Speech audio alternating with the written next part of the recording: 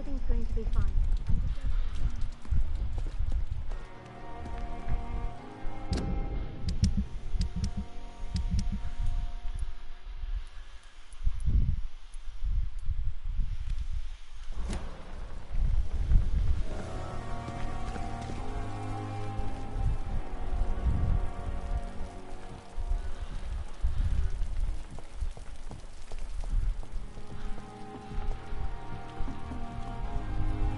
Good evening, Nurse Brannigan. Good evening, Doctor.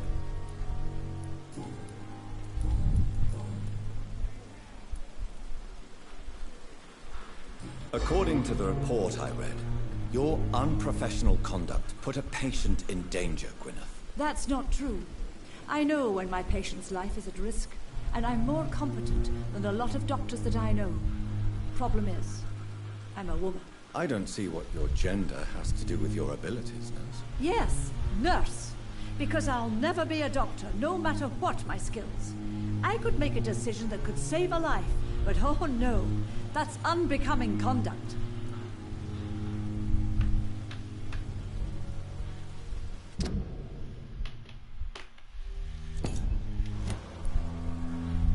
Have you heard of Elizabeth Blackwell? She was the first woman listed on the UK Medical Register. Change is slow, but it will come. And you will always have my support. To have the right to study shouldn't be determined by sex, skin, or wealth. That's all I'm saying. Tell me what Dr. Tippett did. I know his mistake caused a patient's death. If I had not covered up his error, Dr. Tippett would have been fired from this hospital. I could not let that happen. You can't allow your emotions to dictate your conduct concerning patients, Nurse Brannigan. Look around you, Dr. Reed. Do you really think we can afford to lose a brilliant practitioner like Dr. Tippett in our situation? I can't say I approve of what you did. But as a field surgeon, I know that some situations require you to bend the rules. I'm not proud of what I've done, but to contain the epidemic must be our priority, so we can't afford to lose Dr. Tippett. Tell me, nurse, did you know Dr. Tippett was addicted to medication? I suspected this behavior for some time, but never dared to ask him about it, until the day he confessed to me. Why would he confess to you about his addiction, Nurse Brannigan? Don't you know you doctors can't hide anything from a nurse? We're always there, even if you don't notice us. Do you consider yourselves our confessors, Nurse Brannigan? I wouldn't dare, Dr. Reed. But I'm intrigued. How did you discover Dr. Tippett's secret? What can I say? I seem to have a knack for discovering secrets. And for hiding them as well. Do you approve of his addiction? Of course I don't approve. But I understand he needs it to fight the exhaustion. Let's hope he'll stop injecting himself once the epidemic is over. And what if he doesn't? Then we'll have to convince him to stop. I believe he's still in control of his addiction, for now. But we must remain vigilant.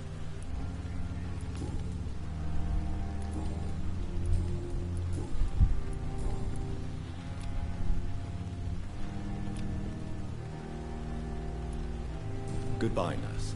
Call me if you need assistance.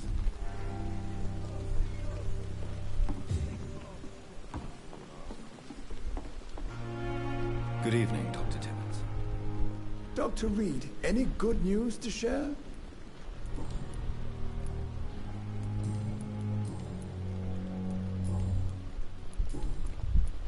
You're exhausting yourself, Corcoran. Maybe you should think about preserving your strength. No. We must keep on healing all those poor souls. We are the last rampart before chaos. Once more unto the breach.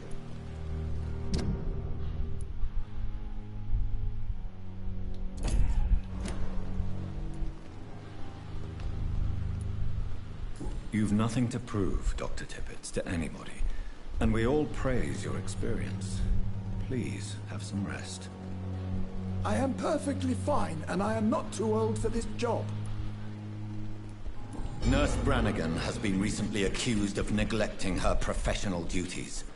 Tell me what you really think about it. This kind of protest is nothing but elitist bullshit. I trust Nurse Brannigan with my life. She has what it takes to be a great doctor. Do you really think she could be the next Elizabeth Blackwell? Believe me, Dr. Reed, a time will come when skill and skill alone will determine who can be a physician and who cannot. I know you're taking drugs, Corcoran. Why take such a risk? I need it to endure the long shifts. We have no idea how long the epidemic will last. We can't let it win. It's only a matter of time before other people discover it. And it could cost you your job. Usually I am a very cautious man, Dr. Reed. But I am not afraid to lose my position. I just want to continue to help as much as I can. Corcoran, I want you to tell me about Mr. Connor. How did he die? What happened? He was my patient. He died because of my mistake. That's the blunt truth. What was the nature of the mistake? It was a twofold error. My diagnosis was wrong, and the administered dosage was too strong. Why not stop practicing? Are you mad? I killed that man, I admit it, and it won't happen again. I have saved so many lives since then. Who was this patient? I don't know. Some sick man from the docks, maybe a fisherman. I had no time to talk with him. No one claimed a body.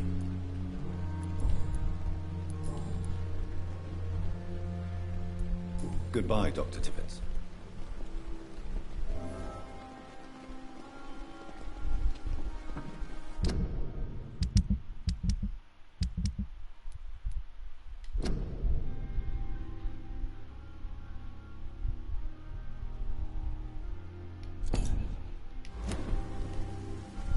Good evening, Dr. Tippett. Dr. Reed, any good news to share? I will cover for you, Dr. Tippett, by keeping what happened to Mr. Connor to myself. I don't know what to say, actually. I can't exactly force you to become my accomplice. You didn't force me. This is my decision to make. I believe you're still of use to the hospital, considering the situation. Then I can make you this promise. As soon as the epidemic is eradicated, I will resign.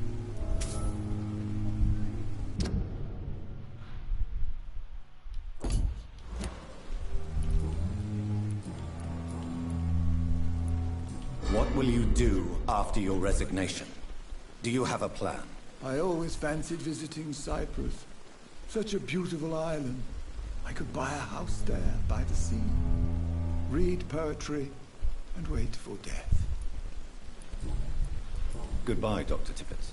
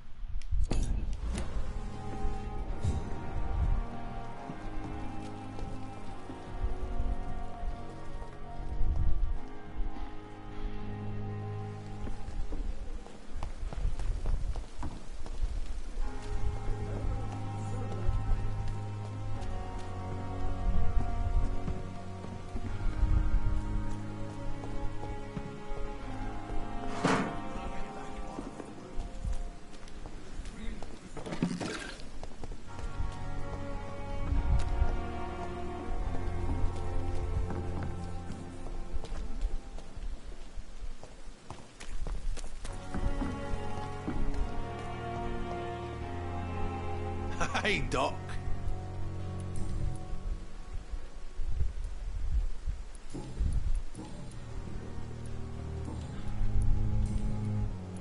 Do you ever think about that poor fellow I saw you push in the water? The wound he gave me will make sure I don't forget him. It still fucking hurts. Boss had cut me good.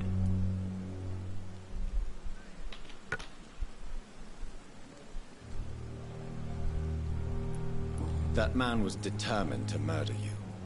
You almost died. What a surprise. The first time I met him, he nearly shit himself. Fucking coward. I guess revenge gives you balls.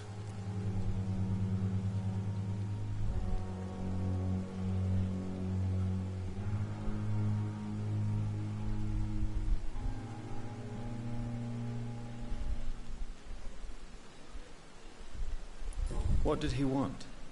Revenge? I recently had to kill his brother. Poor arsehole thought it would be easy to return the favour.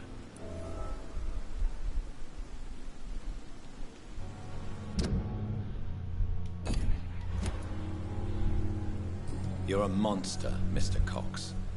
An ungrateful and disgusting man. I'm the toughest bastard you'll ever meet, Dr. Reed. And I don't give a fuck what you think of me. How is your hospitalization going, Mr. Cox? This is a shitty place with shitty staff. But as long as I'm treated all right, I'll be fine.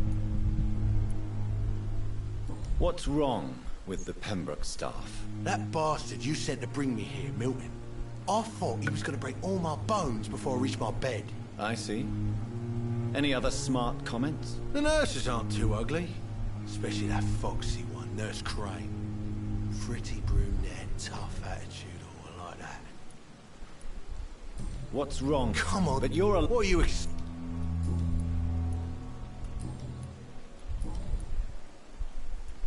How long do you think you can escape the law, Clay? I know this city like the back of my hand, Doc. I know its streets, who to pay, who to avoid, and who to bully. I won't get caught. If blood and violence is all you understand, I'm sure it won't be long before you meet them, Mr. Cox. I ain't afraid of death. I don't hide who I am. I live my life honestly, which is more than I could say for most folks. And who are you, then? I'm the leader of the Wet Boot Boys. One day, I'll leave this shitty place and punch in the face all who thought I would not come back.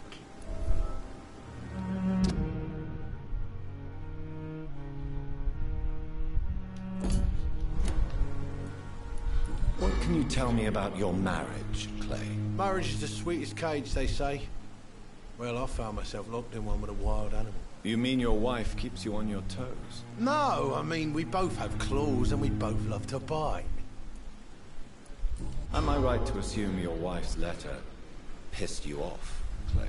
I was so mad, I threw away the knife she got me when we got married. Your wife gave you a knife as a wedding present. That knife has always been my lucky charm. If I'd had it in my hand when I got stabbed on that pier, I'd not have been wounded.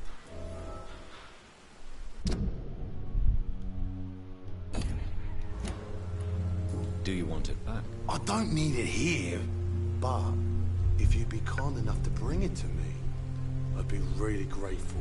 A grateful Clay Cox? I might just find your knife and bring it back to you to see that happen. I can give you directions, but I'd be surprised if you managed to find it. My hideout isn't meant to be found easily. A lucky charm? I never would have taken you as the superstitious type. We all have our flaws, Doc.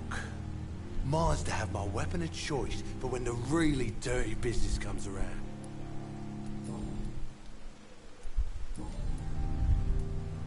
I'll leave you for now, Mr. Cox.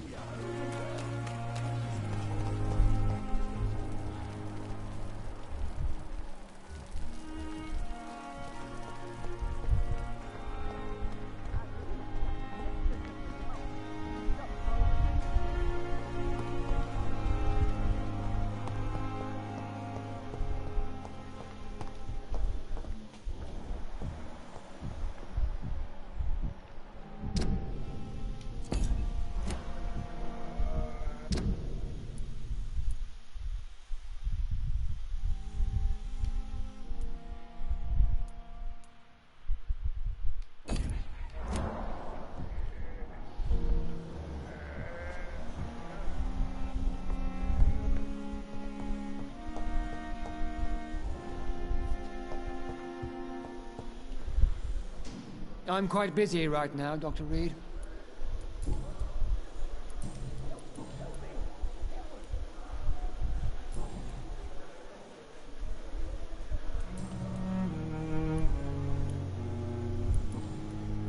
Thank you for your time. We'll talk later.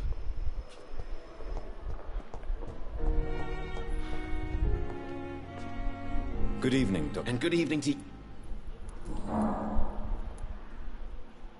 Did you know Dr. Ackroyd never reported your experimental research, despite the fact he doesn't agree with it? Really? I didn't suspect he knew about my work. I must confess I am surprised. Perhaps he thinks you should realize for yourself the danger of what you're doing. See how condescending he can be? My God, he can be so irritating.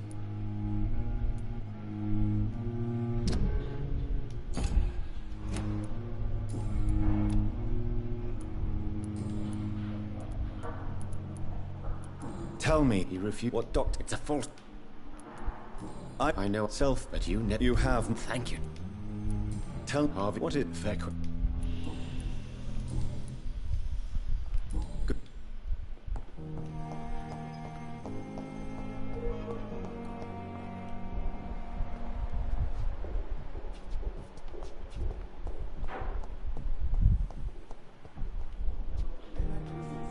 Good evening. Good evening, Doc.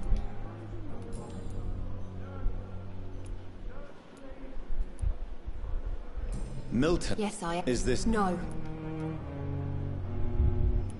Why not? You put... Report. Who... What difference? Answer. It was my... Goodbye.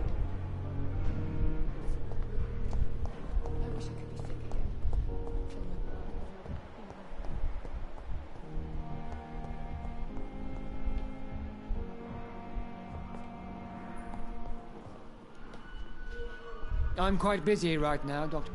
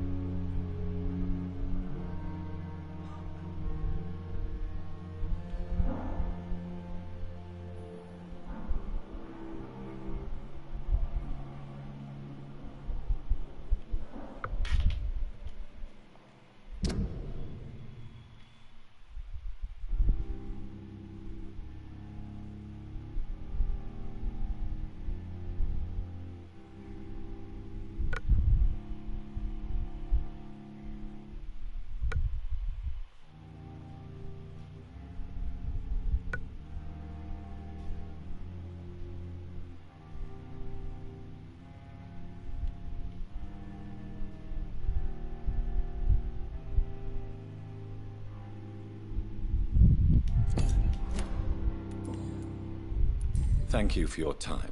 We'll talk later.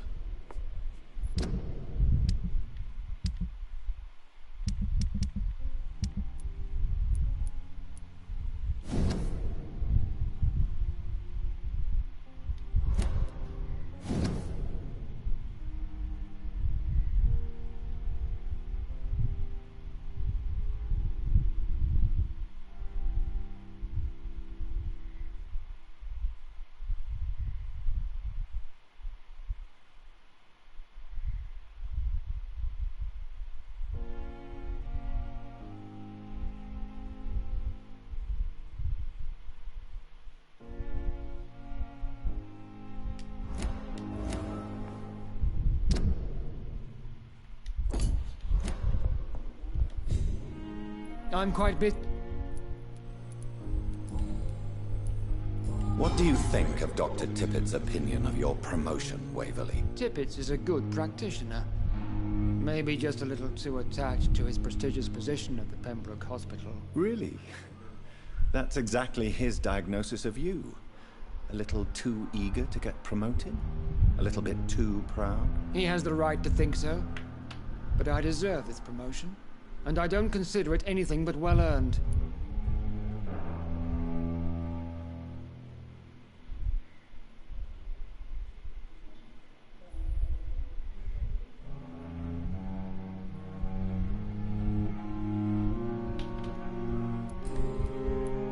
Thank you for your time. We'll talk later. My sweet girl. Reads me like a book.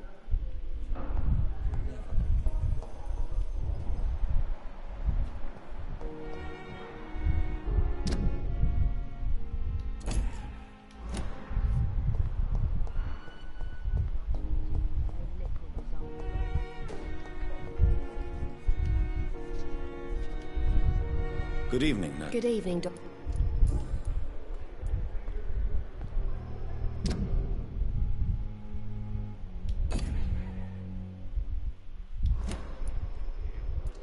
How long have you been a nurse? Well, long enough to see that the epidemic is winning.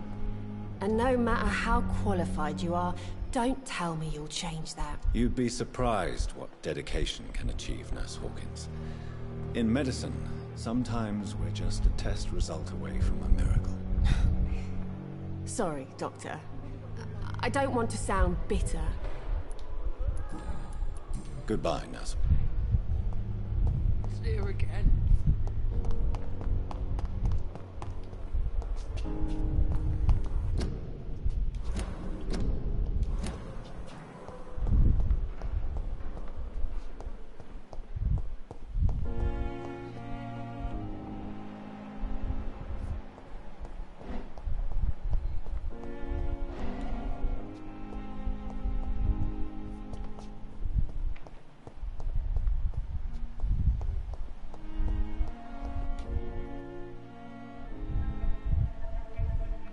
You don't mind if I search your pockets, do you, sir?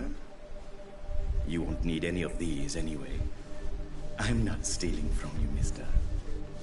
I'm only redistributing your belongings to people who need them more than you. You see, no one has claimed your body, sir, so it would be such a shame to bury you with your valuables. I will not forget you, sir. And I thank you for your generous donation.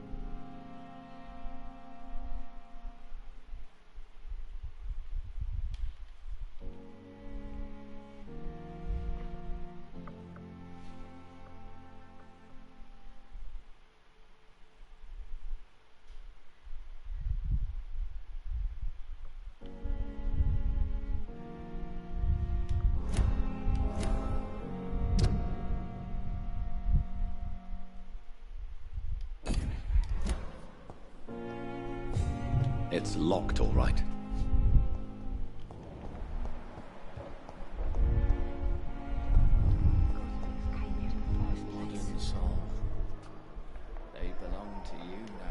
life running in. Good evening, Nurse Hawkins. Good evening, Dr. Reed.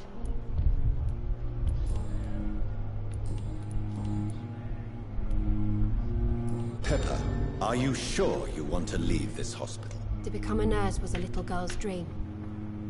But in the end, I don't feel that useful. I want more. I want to make things change.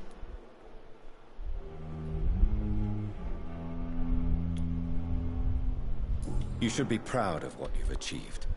This hospital represents hope for many people in need of help. Maybe you're right. But at the moment, I feel like we're just a cemetery waiting room.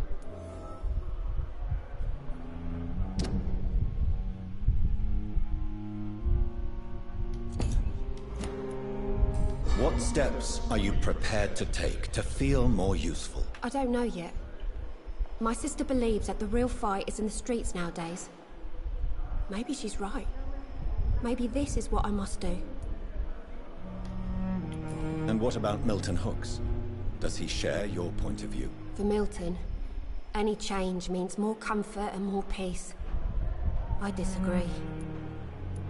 If you feel that saving lives is not useful enough, perhaps it means that you've lost faith. On the contrary, my faith has never been stronger. Maybe we are all just too proud to face up to the fact that science cannot compete with God.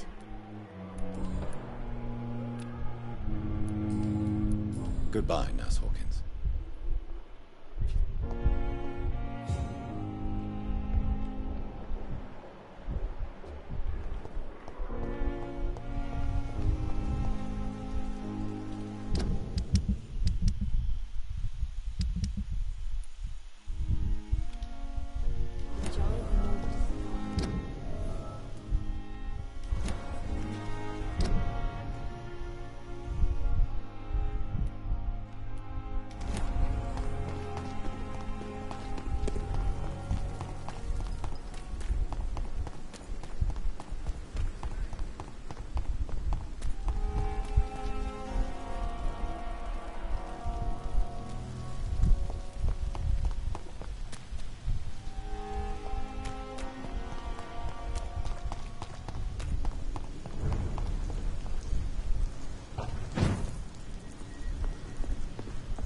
I cannot enter.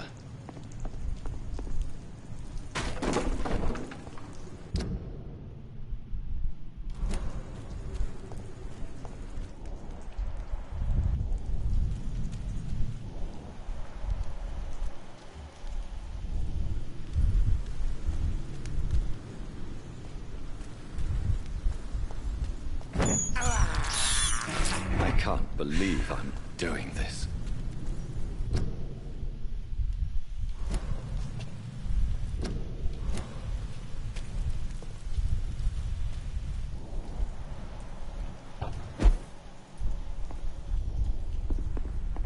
It's locked, all right.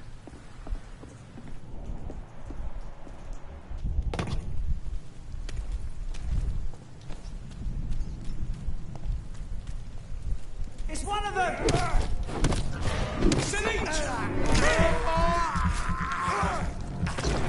Murderous bastard!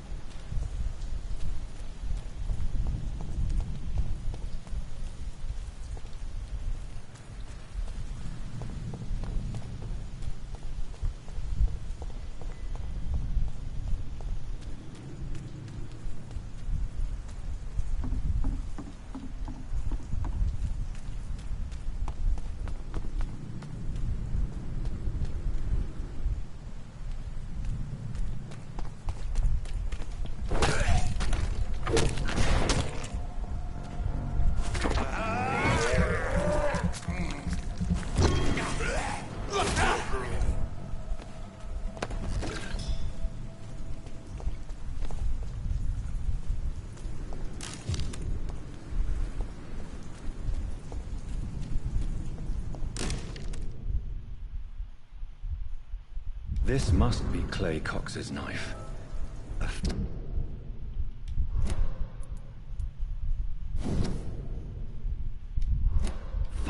blade. No wonder he wants it back.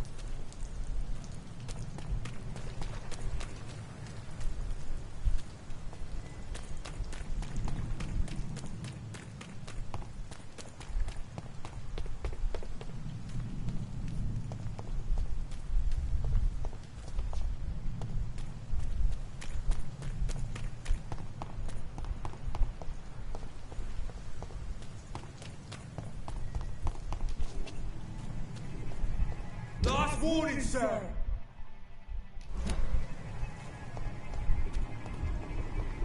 Elite! Elite! No, God, no! He's dead!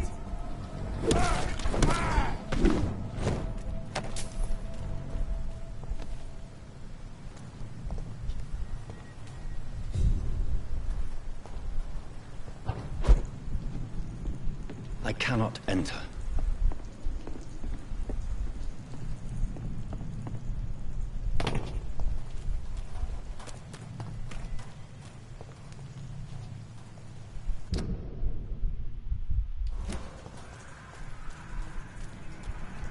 He's mine!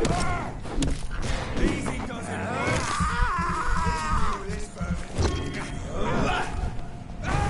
Oh, Christ!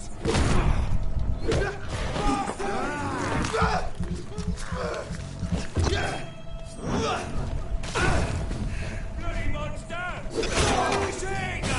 Beast!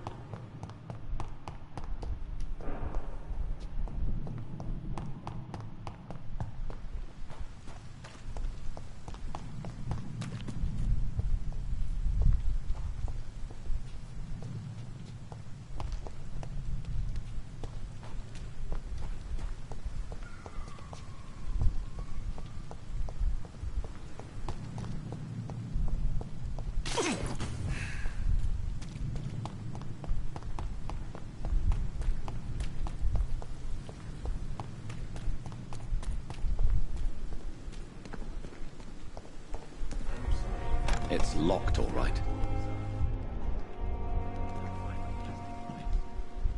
This is a poor hospital, you know. Good evening, Dr. Reed. Such a pleasure to see you again.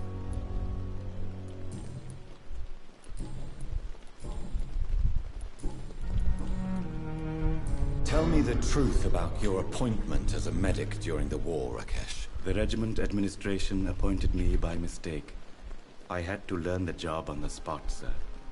Very hard, sir, but I rose to the challenge.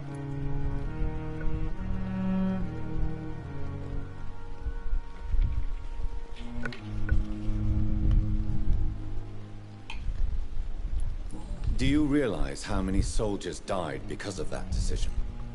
You should have refused. Yes, sir. I swear I did, sir. But no one listened. When the first wounded arrived, I had to do what I could. It is an unbelievable story, Mr. Chidana. It was a time beyond belief, Dr. Reed. But I'm happy not to deal with the wounded. I prefer caring for the dead now. You can't impersonate a doctor. You can't improvise a medical education. People could die at your hands. You're absolutely right, sir. But as a field surgeon, it was more like being a butcher. Do you believe you have really helped these people? My ratings were within the averages of the regiment. I saved lives, Dr. Reed. Does that not say enough about triage and war surgery?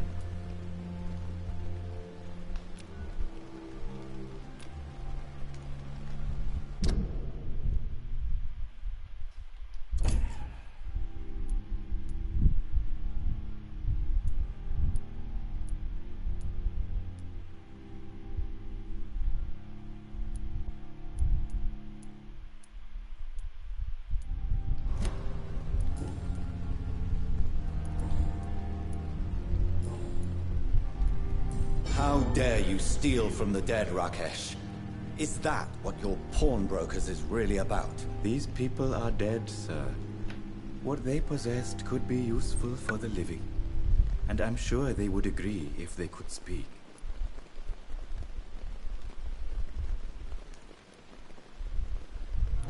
You should show respect for the dead. What about their loved ones who may treasure these items you sell? The bodies I watch over are the unwanted and undesired, sir. I would never deprive anyone of their family artifacts. How dare these people... You should show respect. The bodies I watch... Please show me what you have to sell. Of course. It's just trinkets and curios, really. But I'm sure they can be useful.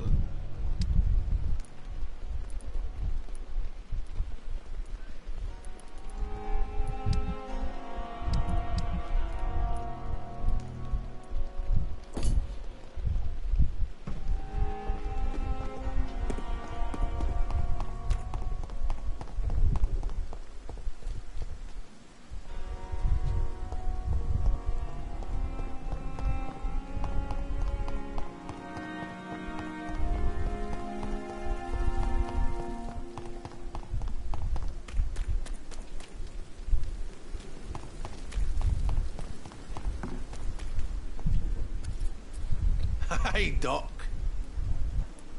I have found a gift from your wife. In that case, you'll be properly rewarded, Doc. Clay Cox is a man of his word. I hope that won't make me an accomplice to your future crimes. Who knows what I might do now I feel invincible again.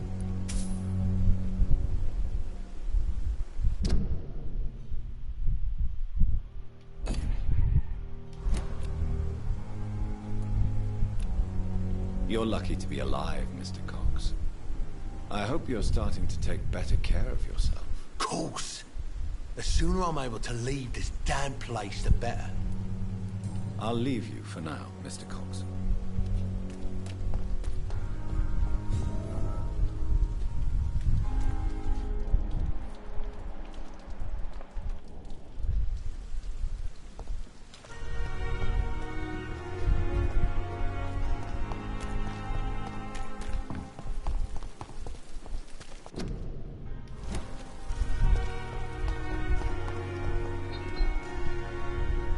Good evening, Milk. Good evening, Doc.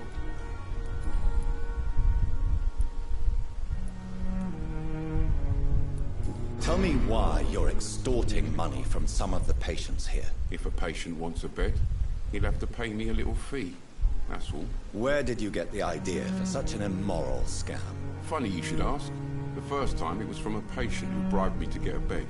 It's only then I realized I could make a fortune. Admit it. Nurse Hawkins is more than your lover. She's also your partner in crime. Of course she is.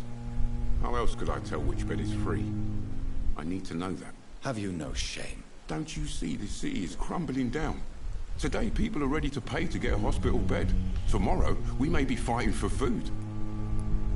Do you know that Nurse Hawkins is thinking of leaving the hospital? That's not a surprise. We've talked about it already. Does it not bother you? Sometimes I think she may be right. We should run away while we can. Question is, where can we go? Where is it safe?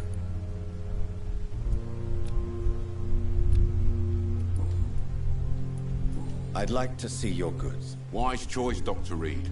A reliable gun is what everybody needs these days.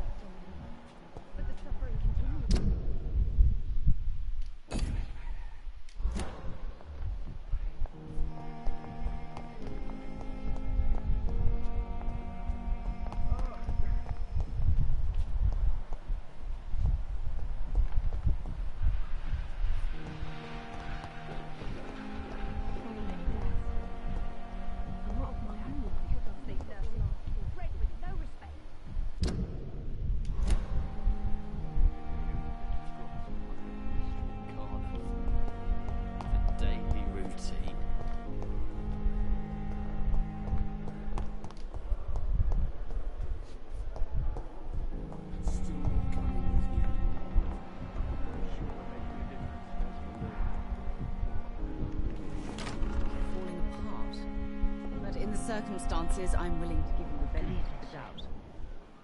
Doctor.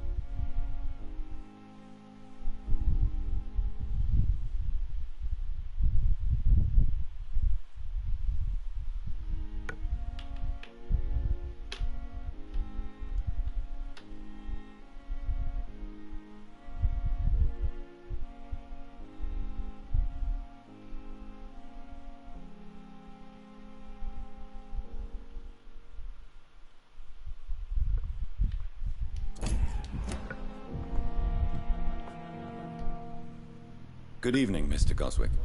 How are you? I'm okay. Your medical report says you're not affected by the Spanish flu. What do you think of that, Mortimer? Does it make me happy? Not in the slightest. If it was up to me, I would have left this place long ago. I know I don't belong here. And why do you think you don't belong here? I know the staff have more important things to do than look after me. There's plenty of patients here who need their attention. Admit it, Mortimer. Your mother had you hospitalized here because you tried to kill yourself. Yes, it's true. All right, then. This is the first time we've really shared information about your case. Shall we call this progress? Call it what you want, Dr. Reed. You can trust me. I won't report you to the authorities. My one and only concern is your health. I guess I should thank you then. Can I help you in any way, Mr. Goswick? I wrote a letter for my mother. She was supposed to read it after my death. But I suppose she doesn't have to read it now. I see.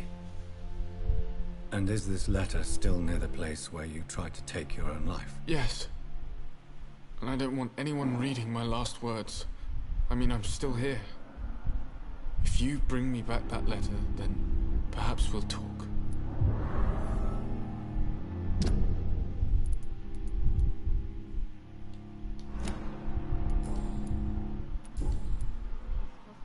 I have to go now, sir. But don't hesitate to contact me if you need any help. I'm all right. Don't waste your time. You always with me. knew the words to calm the children, Ellen. As for me...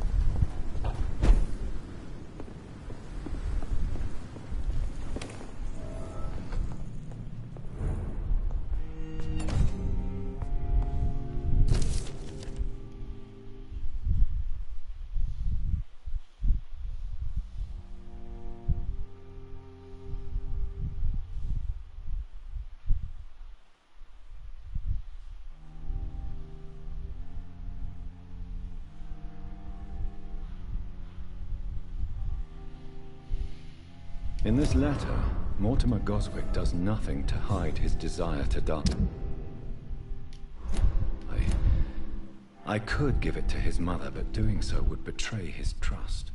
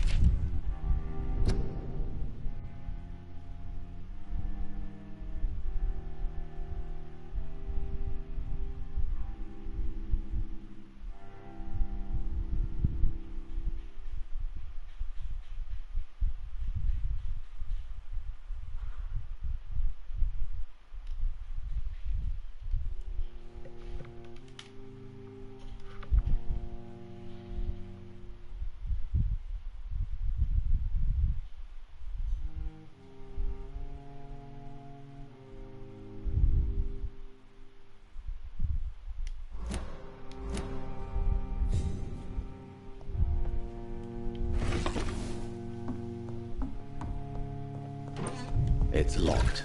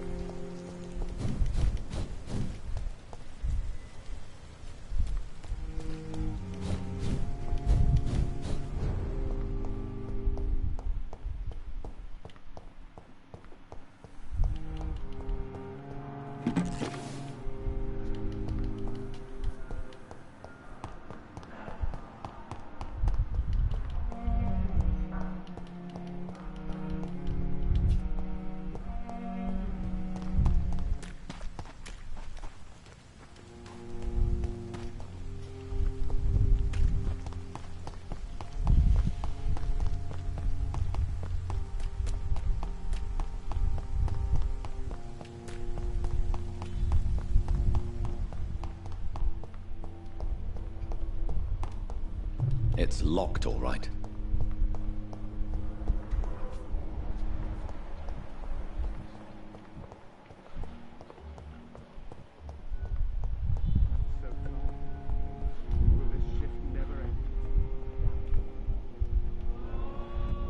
You always knew the words to calm the children, Ellen. As for me, Good evening, sir.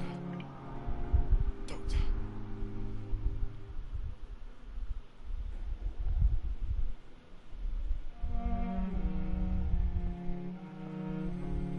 I'm all right. I will not let you Don't down, waste your my time boy. with me.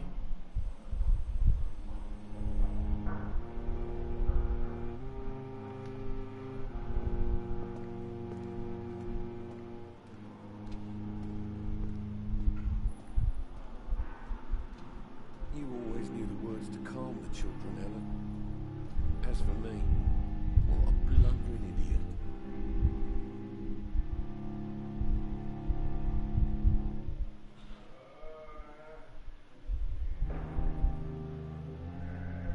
Good My evening, sweet sir. girl Doctor. reads me like a book. I never could keep anything from her.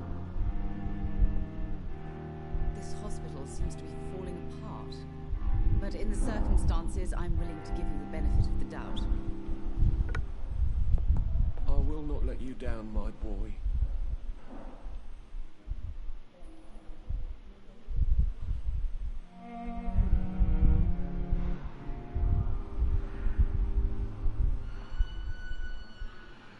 I'm all right. Don't waste your time with me. You always knew the words to calm the children, Ellen. As for me,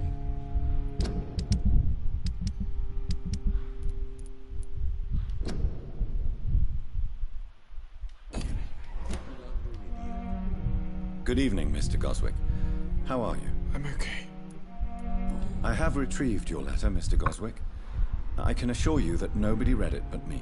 Thank you. This is for you, then. For your help. And for your silence. I think you should talk to your mother. It would be good for both of you. Thank you, Dr. Reed. I'll think about it.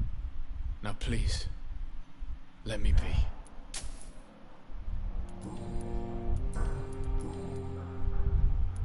I've read your letter, Mortimer. You wrote about an unbearable feeling of despair while the world crumbles around you. Tell me more about it. There's nothing more to say, really. It's hurtful, it's unbearable, and I don't ask anyone to understand what I feel.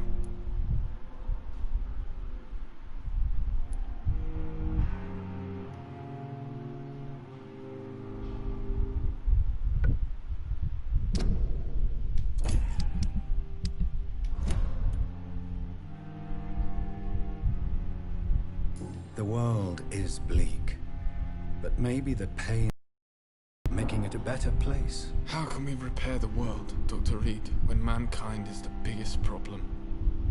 Yes, the world will be a...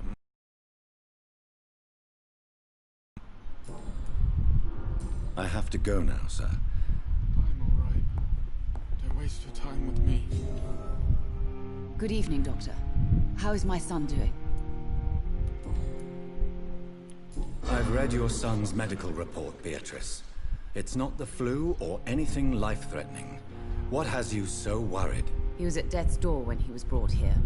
I just want him to be better as soon as possible. He's not out of the woods yet, you know. He might need to stay here longer than expected. Take care of him then, Dr. Reed. People here only seem to focus on contagious patients. I worry my poor Mortimer will be neglected.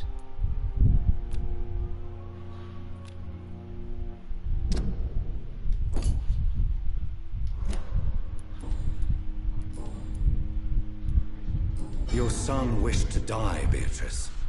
Why did you hide such crucial information? Are you not aware suicide is a crime?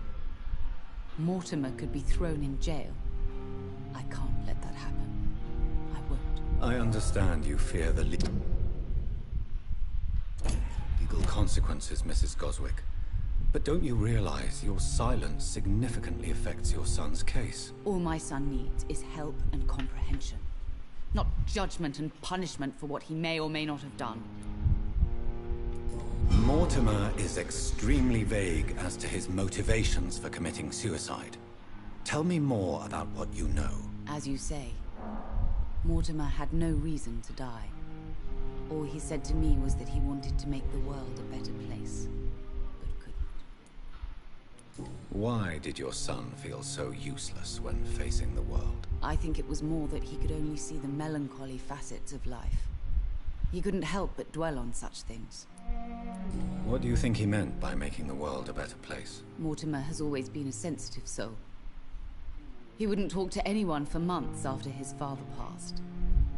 It's like he carries everyone's sadness with him. I have read your son's suicide note. It was not an impulsive gesture, nor was it his first attempt. He threatened to kill himself a few times before. But I never thought he would dare to punish me this much. Punish you? Why? I've known for a long time he was not happy with his life. But I always hoped he cared enough to avoid making me suffer like this. Do you realize your son could try to kill himself again?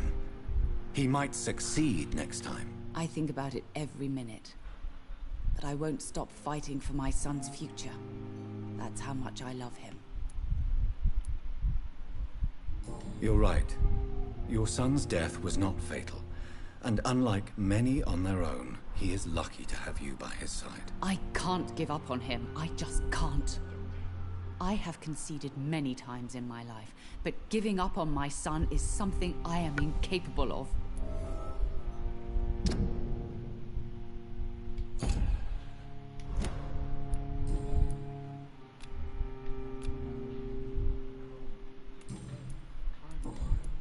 Goodbye, Mrs. Goswick.